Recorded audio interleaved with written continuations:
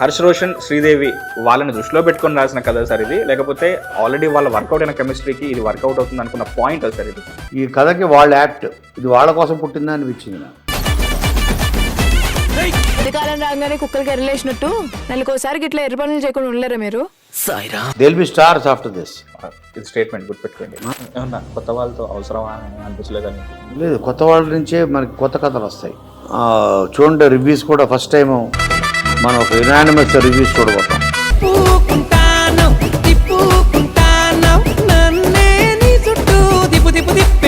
TV ప్రేక్షకులకు నమస్కారం, నేను మీ మహేష్. ఇవాళ మనం కేఎఫ్సీకి వచ్చాము. మీరు అనుకున్న కేఎఫ్సీ కాదు, కోనా ఫిల్మ్ కార్పొరేషన్కి వచ్చాము. ఆల్రెడీ పట్టుకుంటాను ముట్టుకుంటాను సాంగ్తో ఆల్రెడీ బయట బ్యాండ్ మేళం మోత మోగిపోతుంది. అందుకే నేను మా కెమెరా మేళాన్ని తీసుకొని ప్రొడ్యూసర్ కోన వెంకట్ సార్ దగ్గరకు వచ్చాను. అసలు ఏంటి బ్యాండ్ మేళం ఎలా స్టార్ట్ అయ్యింది, ఆ సౌండ్ ఇప్పుడు ఈ సౌండ్ వచ్చే ప్రాసెస్లో ఏం జరిగింది అన్ని తెలుసుకుందామని. సార్ నమస్కారం. నమస్తే. నమస్తే. ఎలా ఉన్నారు? Fine fine. Long time. First of all మీకు థ్యాంక్స్ చెప్పాలి సార్. నేను నాలో ఉన్న మీమర్కి ఒక ప్రాపర్ టెంప్లెట్స్, ప్రాపర్ లాంగ్వేజ్ అంటే బయట వ్యవహారిక భాష అంటారు కదా సార్, వ్యవహారిక భాష ఉండదు సార్ మా మీమర్స్కి. మాకు ఒక మీమ్ లాంగ్వేజ్ అని సెపరేట్గా ఉంటుంది. అది మాకు వంట పట్టించింది మీరే సార్. Thank you. సో ఎలా ఉన్నారు? All good. Coming to band మేళం. సో యాక్చువల్లీ నేను ఇప్పుడు మీలోని రైటర్తో మాట్లాడాలా, ప్రొడ్యూసర్తో మాట్లాడాలా, యాక్టర్తో మాట్లాడాలా, లేకపోతే డైరెక్టర్తో మాట్లాడాలా అన్న కన్ఫ్యూజన్ ఉండింది. బట్ ఈ ఫిలింకి మీరు కంప్లీట్గా ప్రొడ్యూసర్ బాధ్యత తీసుకున్నారు కాబట్టి ఆ సైడ్ని తీసుకొద్దాం సార్.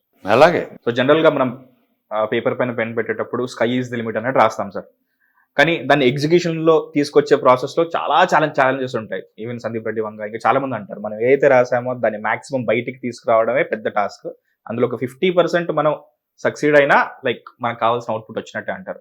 ఇప్పుడు మీలోని ప్రొడ్యూసర్ గెలిచాడా, లేకపోతే యూనో ఒకప్పటి రైటర్ గెలిచారా మీ బ్యాండ్ మేళం విషయానికి వస్తే? అల్టిమేట్గా సినిమా గెలిచిందంటాం. వావ్, సినిమా గెలిచింది. ఎప్పుడు కూడా సినిమా గెలుస్తుంది, గెలవాలి. ఇక్కడ ఇండివిజువల్ వాళ్ళ ప్రిఫరెన్స్లు, వాళ్ళ ఈగోలు, లేదంటే నేను చెప్పింది జరగాలి, అదే డిపార్ట్మెంట్. ప్రొడ్యూసర్ ఒకటే అని కాదు, ఒక టీం వర్క్ లాగా.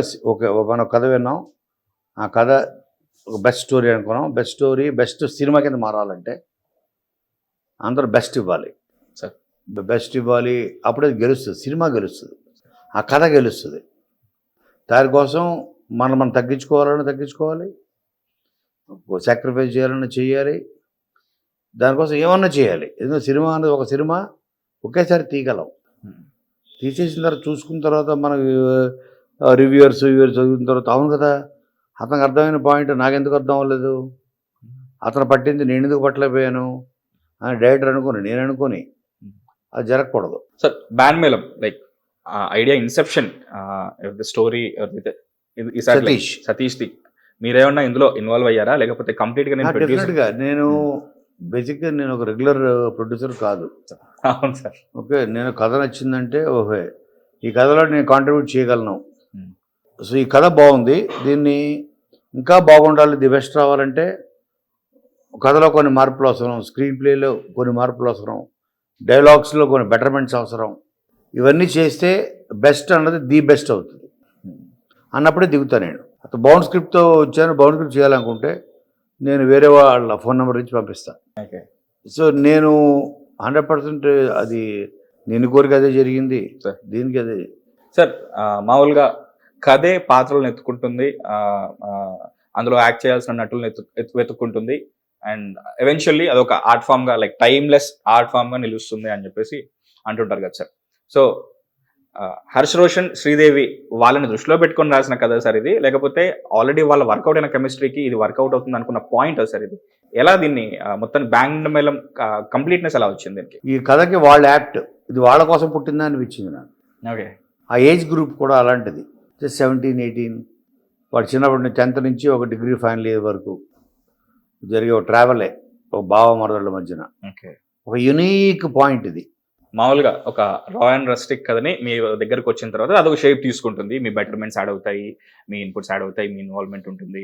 అది బెటర్మెంట్ అని ఫీల్ అవుతే ఎవెన్చువల్లీ ప్రోడక్ట్ రూపంలో బయటకు వస్తుంది. అంటే ఒక నంబర్ బయటకి ఇచ్చేస్తాను, మీరు వెళ్ళి వాళ్ళతో మాట్లాడుకోండి అంటారు కదా. సో ఇప్పుడు లైక్ మీరు ఒక celebrated writer, celebrated director, celebrated actor, celebrated producer కూడా. అంటే మీరే అన్నారు ప్రొడ్యూసర్ పరంగా నేను చేసిన తక్కువే, నేను మెయిన్ స్ట్రీమ్ ప్రొడ్యూసర్ని కాదు, ప్యాషన్ కోసం చేస్తుంటాను. అంతే, ప్యాషన్. సో ఈ పిల్లలకి లైక్ ఎవరైతే ఉన్నారో మీకున్నంత ఎక్స్పీరియన్స్ కూడా లేదు sir. They are in the 20s I guess if I'm not wrong. Correct. 20 కూడా లేదు. తను 18, అమ్మాయి 18, ఓకే, రోషన్ 19. 20s కూడా కాదు. ఓకే, 19. పిల్లలు ఏమైనా ఇబ్బంది పెట్టారా సెట్ లో, లేకపోతే హంబుల్? పిల్లలు అన్నది వాళ్ళు ఆ age ఎలాంటంటే there easily at mouldable. వాళ్ళు ఎటు మోల్డ్ అయితే మోల్డ్ చేస్తే మనం అటు ఎట్ మోల్డ్ అయిపోతారు. వీళ్ళని చాలా చిన్న చిన్న మైన్యూట్ ఎక్స్ప్రెషన్స్ కూడా వీళ్ళిస్తే చాలా బాగుంటుంది. ఇన్ఫాక్ట్ వీళ్ళిద్దరికి ఈ బ్యాండ్ విలన్ అనే సినిమా హ్యాపెన్ అయినందుకు నాకు చాలా హ్యాపీగా ఉంది సార్. ఎందుకంటే యంగ్స్టర్స్ తో వస్తున్న సినిమాలన్నీ ఒక జానర్ అయిపోయాయి సార్. ఇది అంటే ఈటీవీ విన్ సినిమాలు, టీనేజ్ సినిమాలన్నీ కూడా ఈటీవీ విన్ నుంచి వస్తున్న సినిమాలు అదొక జానర్ అయిపోయాయి. బట్ ఇప్పుడు మీరు లైక్ యూనో ఏది నాకు మీలో నచ్చేది ఏంటంటే ఎక్కువ రాయరు, తక్కువ రాయరు, కరెక్ట్ సరిపోయింది రాస్తారు. సో ఇప్పుడు అసలు కెరియర్ బిగినింగ్ స్టేజ్ లో ఇప్పుడు they are hardly like very, అమ్మాయి అయితే తనది సెకండ్ ఫిల్మ్, అబ్బాయి కన్నా సరే వేరే క్యారెక్టర్స్ చేశాడు కాబట్టి. సో లిటరల్ చెప్పాలంటే ఇది ఒక కెరియర్ ఆర్క్ సార్ ఇది. ఎందుకంటే ప్రాపర్ గా ఎలాంటి ఎమోషన్స్ పడాలో ఏంటి ఒక కథ పరంగా, మళ్ళీ అట్ ది సేమ్ టైం ఒక సైరాట్ లా కాదు. అంటే సినిమా రిలీజ్ అవ్వలేదు కాబట్టి మనకు కూడా తెలియదు ఏంటి ఎలాంటి ఎండింగ్ ఉండబోతుంది, ఒక సైరాటో లేకపోతే ఇంకేదో భావోద్వేగాలతో కూడిన కథ అనేది మనకి ఇంకా తెలియదు. కాబట్టి ఐఎమ్ వెరీ హ్యాపీ దట్ వీళ్ళకి ఇలాంటి ఒక కథ పడింది, అది మీ నుంచి పడింది. 100%. They will be stars after this. ఇది స్టేట్మెంట్ గుర్తుపెట్టుకోండి, స్టార్సే. అందులో మీరు కోర్టులో తీసుకుంటే ఏంటంటే these two are played prominent roles sir, victims. But hero అని చెప్పాలంటే మన సినిమా భాషలో చెప్పాలంటే వాళ్ళని ప్రాబ్లం నుంచి బయటపడేసిన ఒక ప్రియదర్శి. వీళ్ళు తను కేసు టేకప్ చేసి ఈజ్ ద మెయిన్ ప్రొటాగనిస్ట్ దానికి. దీనివల్ల కాదు, వీళ్ళ కథని, ఈ ఎమోషన్స్ని ఇవన్నీ వాళ్ళ భుజం మీద వేసుకుని మోసారు ఈ వయసులో. కాబట్టి they will be stars after this. Proper hero heroine, proper commercial మీటర్లో ఉండి కమర్షియల్ పెర్ఫార్మెన్సెస్, కమర్షియల్ ప్రజెంటేషన్తో ఇద్దరు మనం రేపు మీరు చూడబోతారు. మీ హిట్ టీవీ యాప్, ఇందులో short news, live news, entertainment shows, movies, digital magazines తో పాటు మీ జిల్లా వార్తలను కూడా ఫ్రీగా చూడొచ్చు.